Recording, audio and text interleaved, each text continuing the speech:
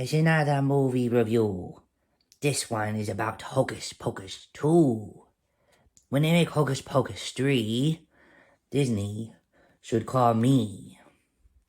I will write a better story, with cute dachshunds delving in sorcery.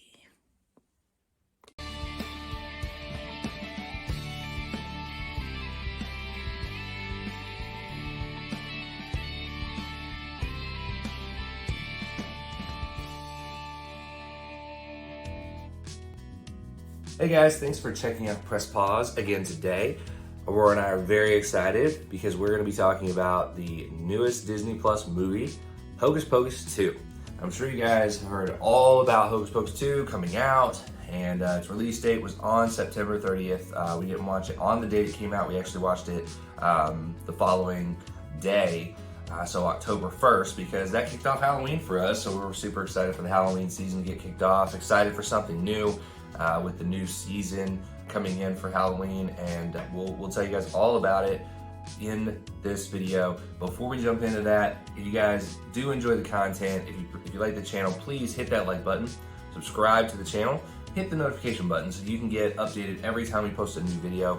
We would really appreciate it. It would help the channel a lot, and if there's anything you want to see, give us some comments or anything there. We would love to make sure that we put out some great content that you're looking for. If you have anything specific you want us to talk about, a movie to review or a take on something, or a what if scenario, because we want to do some of those as well. So yeah, we'll also mention we are official free travel agents. We specialize in Disney, Universal, World Caribbean, Carnival Cruise Line, Sandals Resort, you name it, we can take care of it for you. So reach out to us. We'd love to help you book your next set of magical memories. If you want to go see the Sanderson sisters at Mickey's Not So Scary Halloween, check out our video on Not So Scary Halloween, because we went earlier this year. Check it out. We got to see the Sanderson sisters. It was great. And if you want to go see them next year, reach out to us. We'll help you guys out. Now, jumping into the video. First off, we know a lot of people probably haven't seen this movie yet. So we're going to start off with non-spoilers, okay? So right now, it's safe. There's going to be no spoilers right now, but we will tell you when there will be spoilers, and you will be warned at that point. Overall, this movie, it was a good movie, okay? It was a good movie. I can't sit there and say that it was a bad movie overall. I know a lot of people have said, this movie's not good, I didn't enjoy it, but I think there's a reason for that, and we'll get into it in a second. But overall, I do think it was a good movie as a standalone film, okay? The Sanderson sister trio did a great job reprising their role. They were awesome on screen. They're larger than life personalities, and I think it showed very well again. But I was very disappointed. Very disappointed in the movie based on what I wanted to see and what my expectations were, okay? And that doesn't mean it was a bad film. Again, because a standalone movie, if there wasn't a Hocus Pocus at all, and this was the only one we got, it was a pretty good movie. It definitely didn't live up to the standard of the first, but don't get me wrong, it was a good movie. And if you're a huge fan of Hocus Pocus 1, you will probably be disappointed in this film, just like I was. If you're someone who that's not your favorite Halloween movie, it's not really your taste of Halloween, you're probably going to like this movie. My wife, she's not the biggest fan of Hocus Pocus. I mean, she loves the movie, but she's got a bunch of other movies that she'd rather watch for Halloween, and she really enjoyed the movie. So, she enjoyed it more than me, and I think it's just a different way, different take of what you want to get out of this film based on what you like for Halloween movies. First off, the storyline. Guys, it was made too complex, okay? It was very much similar to Jurassic World Dominion. If you guys watched Jurassic World Dominion, if you haven't, check out our Jurassic World Dominion review. Sorry, there's a lot of plugs in this video so far. But anyway, the film had so many different side quests, and so many different side stories that it really took away from the main story that we wanted to see, the characters we wanted to see and hear more of. By the end of it, they brought in new characters, and none of those new characters we really cared about. We really never got an in-depth feeling or emotion toward those characters. And that's the thing that really brings you to want to see more content. And obviously they opened it where they could do additional movies at the end, but with a post-credit scene. There is a post-credit scene, so check that out. But the different amount of story arcs made it complicated. It made it waste a lot of time. It felt like a lot of filler space in there, and that was very frustrating to see, because in the first one that was not the case, and I just didn't want to see that. Again, it's very different from the first in the atmosphere and mood it sets. But that's the biggest issue of the movie. The biggest issue is that this doesn't give you the feel and emotion and atmosphere of the first movie. It really feels like this movie was truly not a sequel to the first, because it went full on comedy. It was really so focused for kids, because Disney is a data and analytics company now under Bob Chapek. He has said that. And because of that, data and analytics are going to tell you, this is what you need to put in your movies. This is the demographic you're trying to target. This is that. But the problem is, and we mentioned it on our D23 review, Disney does not understand what their fans really want. They see the data, and the data tells them things, but they don't actually get the emotion of what the fans want. They don't actually get the feeling of what the fans want. And that, I think, is what's being pulled away from Disney right now, and that's what we saw in this movie. It wasn't that it was a bad movie, but it was that they didn't understand what people loved about the first to be able to make the second just as good, if not better. And they had a great opportunity to make it better. Today's effects and things like that, they could have done a great job. They didn't. The sisters were made into idiots in this one, guys. Now, in the first one, yes, they were gullible. They fell for some gullible things because they were out of their timeline. And that makes tons of sense. But when it comes to them being stupid, and literally they made them dumb. They were very trusting of everyone. They listened to everything everyone said. They believed everything everybody told them. It wasn't necessarily gullibility. More so, I didn't really feel like they were a threat, ever. I didn't feel like they were ever really going to be able to hurt anyone. And in the first movie, you really thought, oh, they're gonna kill this kid. They're going to do this. They're gonna do that. It wasn't a horror movie, but it was something where you feared for people. You never got that feeling in this one. It was too kid focused and too kid friendly. So overall, like I said, it is a good movie. The trio did a great job reprising their roles, but it was definitely disappointing because I wanted to come and see a sequel to Hocus Pocus. I didn't want to see a film on its own. And that's what this film was. It basically made its own kind of story arc. It didn't keep to a lot of continuity. It opened up some plot holes and things. That was the thing that was frustrating. But overall, I would say that we would have to give this movie, I'll make it a 6 out of 10 Auroras. 6 out of 10 Auroras because the Sanderson sisters did a good job reprising their role. I think they did a wonderful job, and I think the prelude into the movie was great, showing their beginning and stuff like that. That was awesome. So 6 out of 10 Auroras. We will watch it every Halloween. It's a good enough movie to watch every Halloween, but it doesn't feel like a true sequel to Hocus Pocus 1. Now, going into the spoilers, okay? Spoiler alert, we are going to have spoilers moving forward, so you've been warned. Okay. The beginning story of the sisters, we'll talk about the good things first. The beginning story of the sisters was very good. They did a great job with that. They introduced the witch that told them about being a witch and educated them, gave them the book to give them their power. They did a good job of telling that, giving that explanation for their background and history. So that was really good. I loved seeing that. I think they had a lot of depth that they could have jumped off of. They didn't take advantage of that, but I think they did a good job. That's really all the good I can say besides what we've already said about the Sanderson sisters reprising their role. The beginning was great. After that, it went kind of downhill. And you kind of got that when they first came on stage. The sisters return, and literally what do when they first return? After thinking that they're dead forever, they return back to Earth and then they jump into song and dance. Are you kidding me right now? Seriously? All of a sudden, you already knew, like, wow, this is really going to be a very silly movie. And that's not what we want. We don't want a silly movie out of Hocus Pocus 2.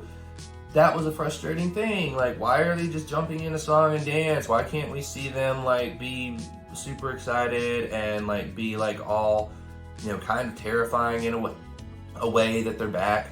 We didn't get that feeling. We got, oh, they're back and they're up to their silly antics. And that's not what we wanted to feel from these three witches coming back. So what happened to the original witch? The witch that gave them their spell book, the witch that taught them to be the witches, well, not really taught them, but gave them the book and everything. What happened to her? Apparently, at the end, we see that same bird flying in the end of the film. So why in the heck is that witch still alive? Has she been sucking the souls out of children? Because we saw that she was trying to do that with the Sanderson sisters and she didn't. So if she's been sucking the lives out of children, someone should have noticed that, unless people are just having kids and just throwing them away, and that's the ones that she's finding, and it's never is reported in the news. Why in the heck has no one found out about this other witch? Because they opened a plot hole with bringing her back at the end, and it was very frustrating. Didn't like that. I'm upset about it. I wish they would have explained that. And a lack of original songs. Like, guys, the original songs was great. I Put a Spell on You was awesome. They did not do that song. Everybody, I think, was excited to see that song again, and they didn't do it. They switched it up to another song. Okay, I get that, and that song maybe fit kind of in what they were trying to do in the film, but it just felt kind of tacky to me. I just wish they would have done the original song, and that's what people wanted. Again, we talked about too many storylines, but there were storylines that really didn't matter, okay? The mayor of the town was annoyed and needed an apple, and he was basically just a jester of the town. He was basically just comic relief the entire time. He was supposed to be funny and silly and, dumb the entire time. Very wasted character, very wasted storyline. Did not want to see that. It was frustrating for sure. And why is it a big deal that he gets this caramel apple? Why are you wasting time in this movie about that? The three having a fight with each other, like the three girls having a fight with each other, didn't really matter. It didn't add to the storyline and plot of the movie. There was no big thing about them coming back together in the end that made that really matter. So I didn't care for the one popular girl or whatever, being put in that light. It didn't add to the scene, and it just made us, again, they didn't really develop those characters anyway. So we didn't really see anything from them that made us like, oh, I really care about this right now. We didn't. So they could have done away with that whole thing. Gilbert was purely comedy relief. That's all he was supposed to do. He was made to be stupid and an idiot in this film, and I didn't appreciate that. Like, I don't get it. Why do you insert people just to be funny and dumb? I don't like that. And that's the thing. It was forced humor. Gilbert was forced humor. The popular girl's dad, the mayor of the town, they were just forced humor into this movie, and I didn't appreciate that. It didn't need forced humor. It needed natural humor to come out from Sarah Jessica Parker's character and, Mary. That's what you wanted to see from the original, and it just didn't feel natural. It felt forced. And it's a really dumb ending, guys. Really, the end of this was ruined by, what could have been a far greater ending and a far better ending for what you tried to accomplish. Her powers, Winifred's powers, could have been given up to go on to allow the sisters to come back, and then they lead a normal life, which could have been some really cool post-credit takes, and we'll get into that in a second. But, I did not appreciate the ending at all. Is very ridiculous to me.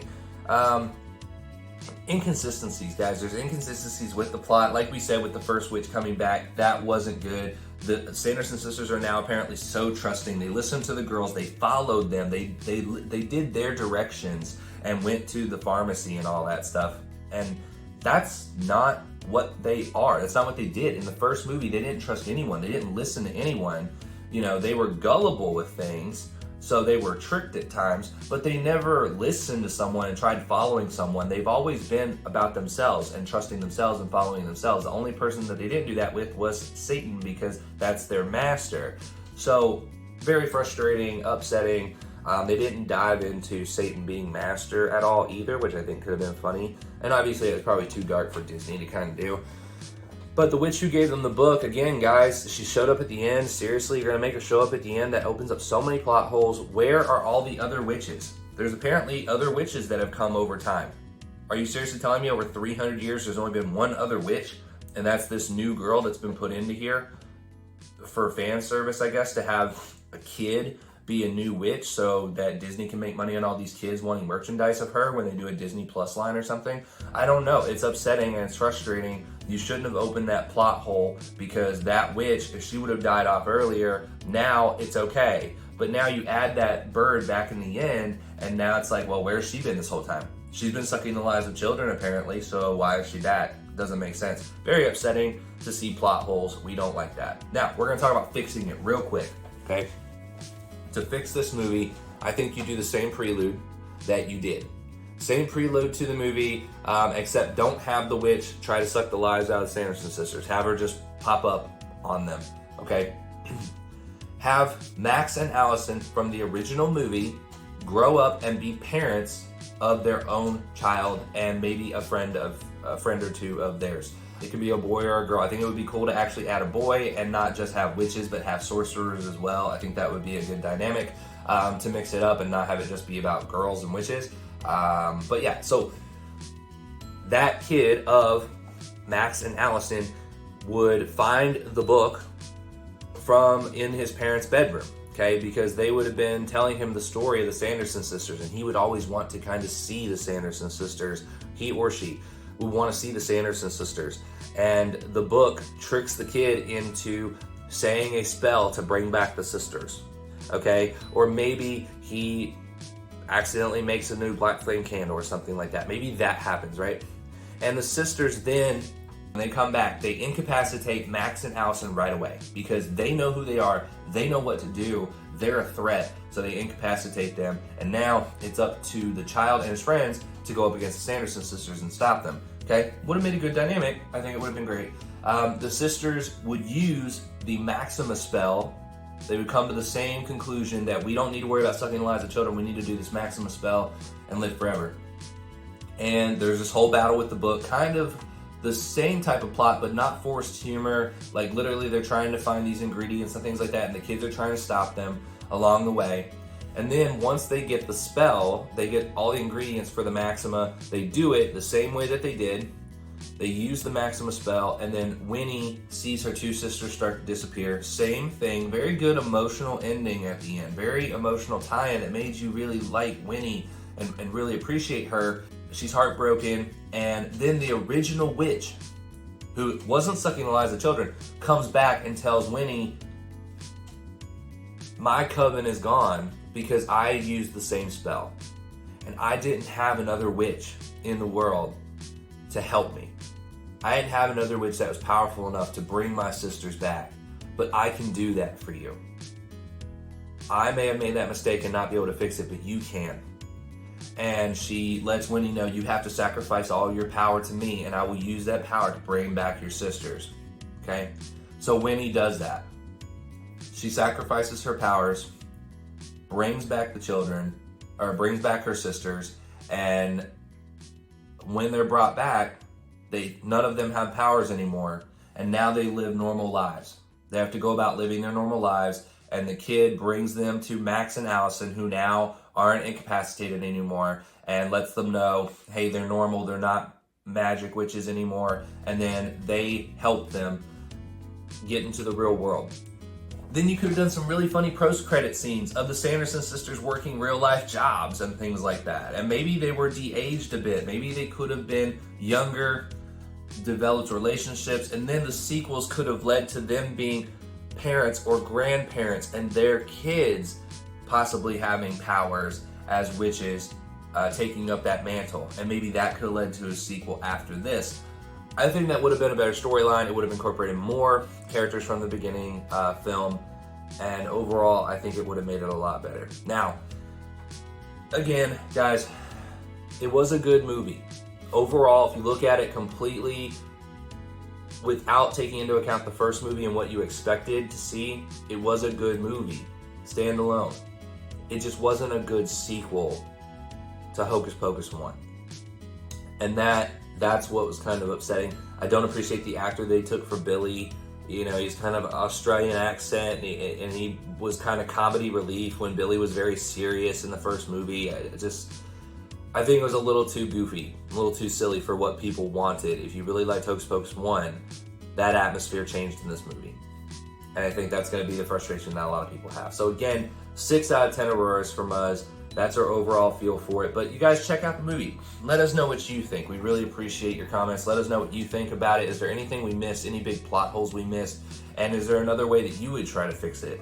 Let us know. We'd love to hear about it on the channel. And again, don't forget to like, share, and subscribe to the content. Hit the notification button to get our new episodes when they are updated. yeah, we'll see you guys on the next video. Don't forget, we are official travel agents, and we'd love to help you book your next set of magical memories with us. And if you want to see the Sanderson sisters next year for Mickey's Not So Scary Halloween, give us a call, reach out to us. Our email is below. Now go check out our Mickey's Not So Scary Halloween Party review on the channel. Thank you guys so much. Have a great day, and we'll see you on the next video.